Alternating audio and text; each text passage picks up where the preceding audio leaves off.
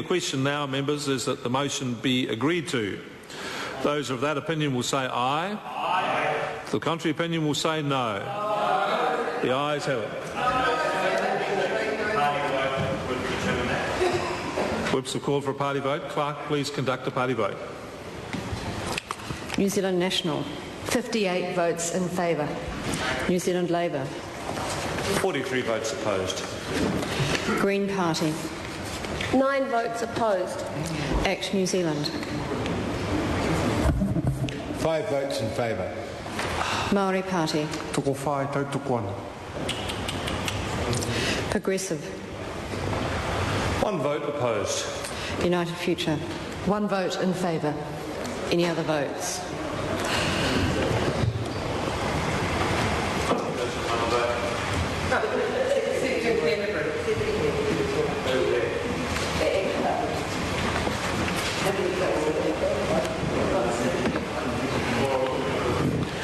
Members, the ayes are 68, the noes are 53. The motion is agreed to. Environment Canterbury, Temporary Commissioners and Improved Water Management Bill, second reading. This bill is set down for committee stage forthwith. Mr. Speaker, I declare the House and Committee for the consideration of the Environment Canterbury Temporary Commissioners and Improved Water Management Bill. Mr. Speaker.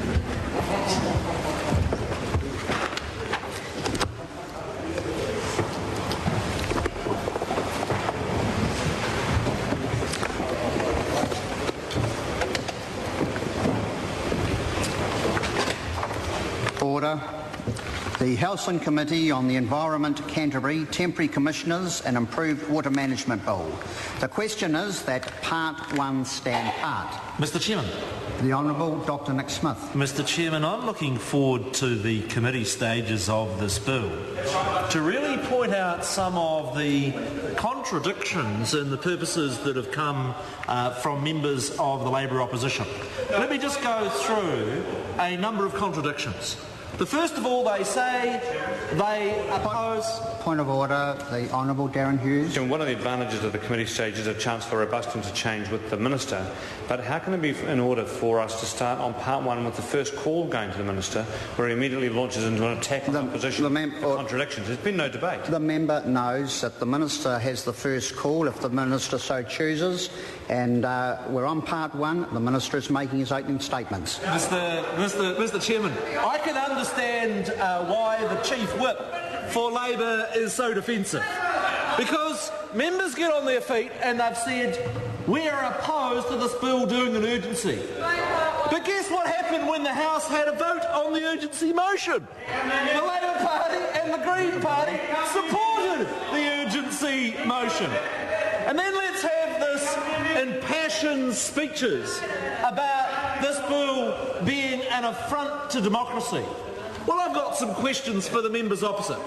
Was it an affront to democracy when Helen Clark fired every member of the Auckland Health Board in 1989?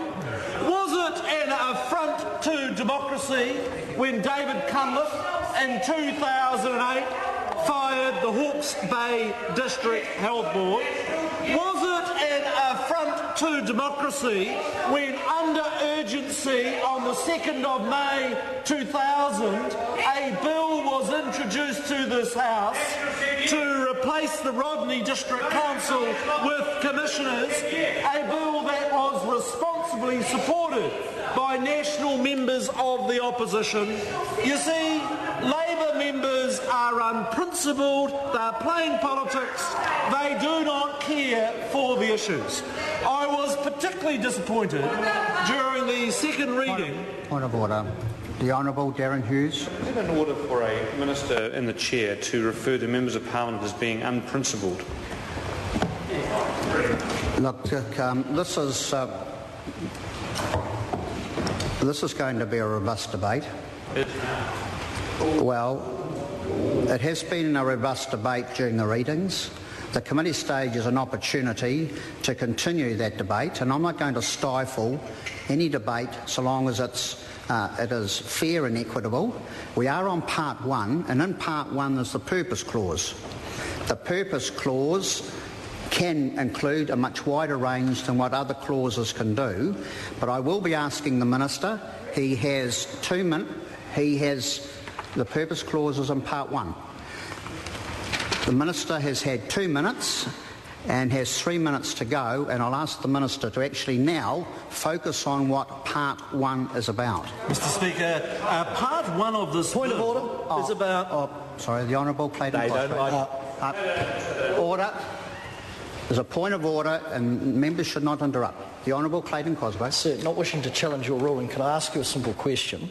Are you now deeming it as parliamentary language to call a member unprincipled? That's simply I asked that. Okay, sure. Is that your ruling? Look, I've actually ruled on that matter. I've ruled on that matter. If the member takes offence to that under Standing Order 116, then he can say so, but I will ask members to be very mindful of the language that they use. I take offence, sir. All right, order. The member has taken offence, then I'll ask the Minister to withdraw the comment. Mr Speaker, Order. I'm dealing with a matter here. Please sit Mr down. Speaker, I withdraw. Withdraw. Now. Point of order, Mr Speaker. No, look, I don't need any help. I've asked him to withdraw. He has. The Honourable Rodney Hyde. Mr Speaker, the principle of someone taking offence, it has to be a slur on their character. To suggest that the opposition is unprincipled, if people are going to take offence at that, Mr Speaker, it's going to be a long night. Thank you. Look, the member took offence. It could be seen to be that it has wider implications. We've ruled on the matter. The Minister has withdrawn. That's the end of the matter. I'll ask the Minister to continue. Mr Chairman, the purpose of this bill is to deal with the underlying mismanagement of water in Canterbury. And the Chief Whip who's interjecting should just take a big deep breath. He's the Chief Whip who voted for urgency on this bill, while every Labor member gets up and says that they are opposed. Point of order, the Honourable Darren. Mr Chairman, the Minister is the Minister in charge of this bill. He, to a large extent, has destiny about how this is handled under urgency. There was no vote for urgency on this motion. This is a debate. Thank you. Debating point.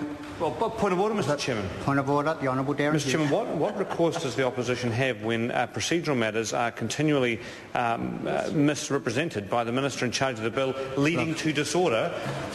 Look, I thank the member for that. A point of order must be something that I can have control over. This is a debating point. The member has been given the call. He's articulating those things that he thinks important. Crystallising. All right. Now, I'll ask the member to continue.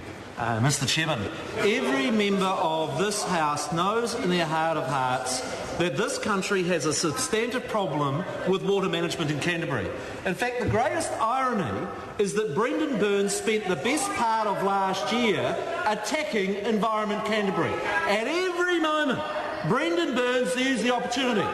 And then the government comes to the House with a bill that will deal with the problems facing water in Canterbury, and the opposition rolls out some of the most tired, awful arguments. I was particularly disappointed in Leanne Dalzell. There's been a long tradition that while we might be pretty robust in this House, we do treat ex-members with some respect. It was a comment of desperation that Leanne Dalzell chooses to attack the integrity of Wyatt Creech. I'd point out that the conclusions of the report were unanimous amongst all of those 4 reviewers. And yes, I could give a speech in this House about Leanne Dalzell's misdemeanours. I could give the same about Ruth Dyson and her convictions. And what members opposite have chosen to do is to play the man and not the bull. Play the man and not play the ball. What members like Leanne Dalzell chose to do in attacking... Well, look at the threats. What the members are saying is, tell some home truths and we'll bring disruption to the House. I challenge Leanne Dalzell to actually focus on the issues in the review group report rather than actually attacking the integrity of of Wyatt Creech, because members on all sides of this House know